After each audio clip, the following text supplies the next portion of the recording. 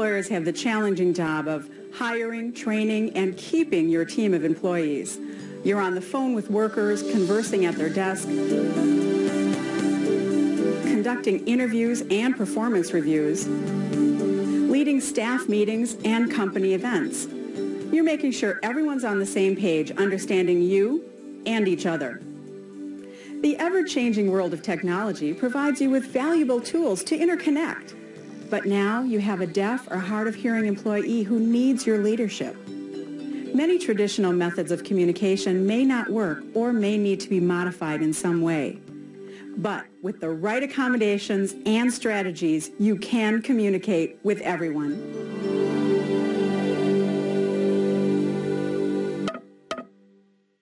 Communication starts by getting someone's attention. You can shout, but if someone can't hear you, you need to try something else. Once you have someone's attention, facing that person makes it easier to be understood. And if you speak clearly and at a normal pace, a deaf or hard of hearing employee may be able to understand. But did you know that as little as 25% of what you say can actually be seen by someone who can lip read? That means 75% of verbal communication can easily be misunderstood. So you can't rely totally on lip reading to be heard. You might need to write your message down. For delicate or complicated discussions, you may need to bring in a professional interpreter, like Jamie. Hi, Jamie. Remember, communication is not just the spoken word. We communicate with our entire bodies. I tend to talk a lot with my hands. Using your body as part of the language can help your messages get across. Computer devices like this BlackBerry and email make it a lot easier to be heard. Computers, they're an essential part of any work environment. At Milwaukee Area Technical College, computer support specialists assist faculty, staff, and students with their every computer need. Troubleshooting software and hardware issues, network access, or system upgrades are done in person or over the phone. So how does someone who is hard of hearing keep over 800 computers and its users happy? Watch and listen. My name is Margaret Calto. I work at the Milwaukee Area Technical College, and I'm a computer support specialist. Margaret? Oh, hi. Sorry.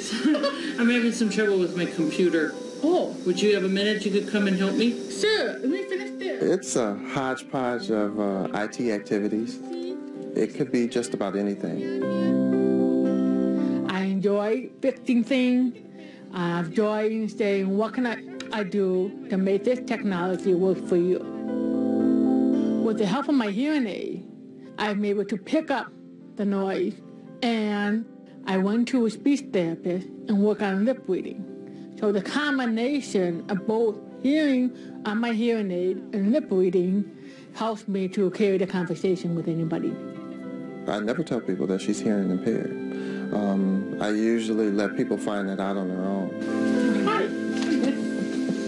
If I had to give a reason for that today, probably the reason would be is that I want people to see her just like they see any other person, because she's quite capable, quite talented. Thanks a lot. Have a good day. Bye-bye. Bye-bye. Margaret has been at MATC for about 22 years.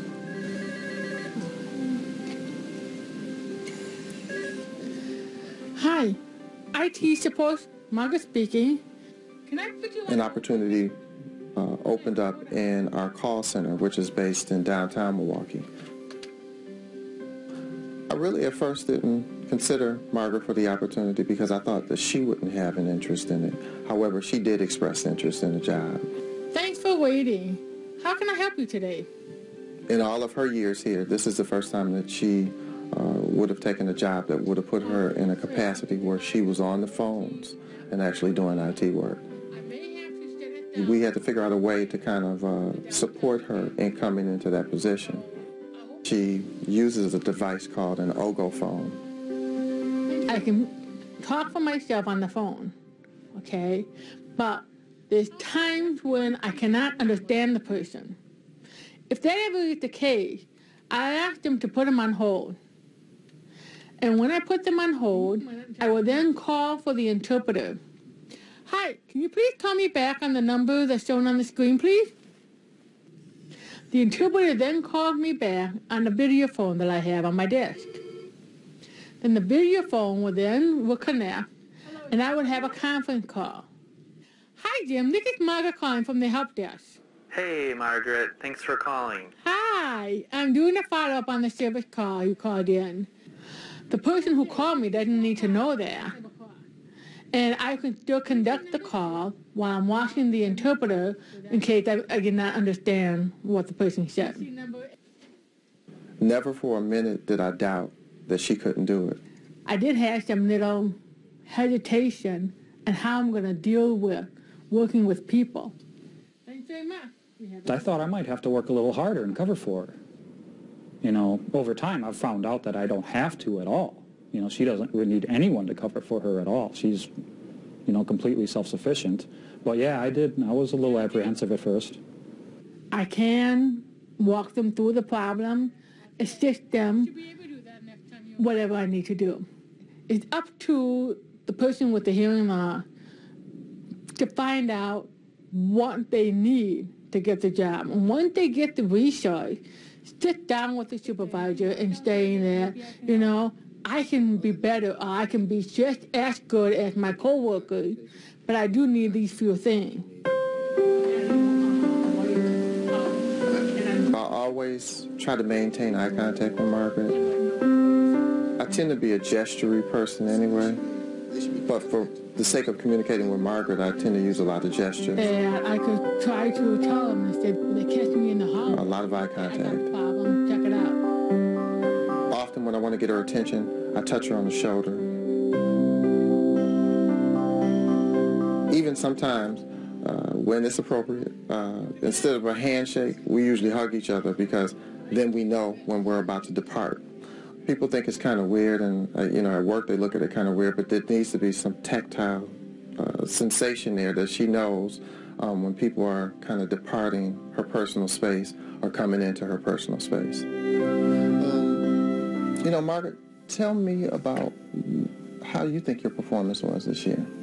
I've had a hard time getting some documentation on the problem. Okay.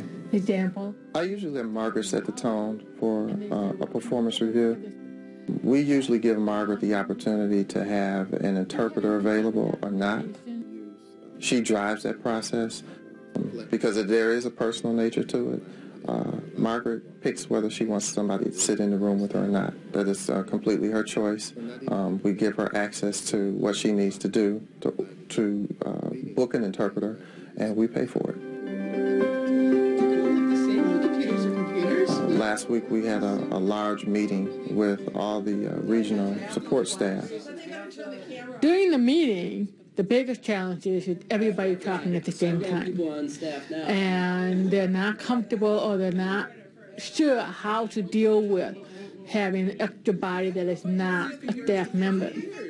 Yeah. 5 years. Come on. Wait. Hold on, guys. One at a time. Gotta take turns so I can keep up. I've been fighting for these computers for 5 years. I let Margaret take the opportunity to pick an interpreter. There have been some instances where if we have a 2-hour sitting, Margaret may only need an interpreter for an hour. That the rest of it, she can figure it out on her own. So I let Margaret be the driver of what she wants to happen. We live in times now where we have great digital aids, you know, computers. It's not where everything has to be, you know, on paper, or you have to make sure that you know sign language to communicate with people. There are hearing impaired people all around, and that do quite well at communicating. You know, as funny as it sounds, one of her strongest traits is communication. She's one of the best communicators we have in IT. She goes very far out of her way to make sure that people hear everything that they need to solve their problems. And if not, you know, she will follow up on it and make sure that the problem is resolved if it has to be escalated. Oh, Margaret. Oh, hi. Oh, gosh, I sure need you. I said, I have a computer problem here. Oh, good. What can I help you? Well, I've got a student waiting. What you see at Margaret now, kind of always smiling, always upbeat,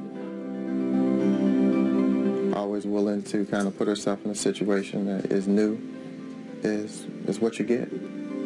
I got an email from you, Kathy. What is that about that Christmas thing? Oh, yeah. Okay. I can never find any other job better than this.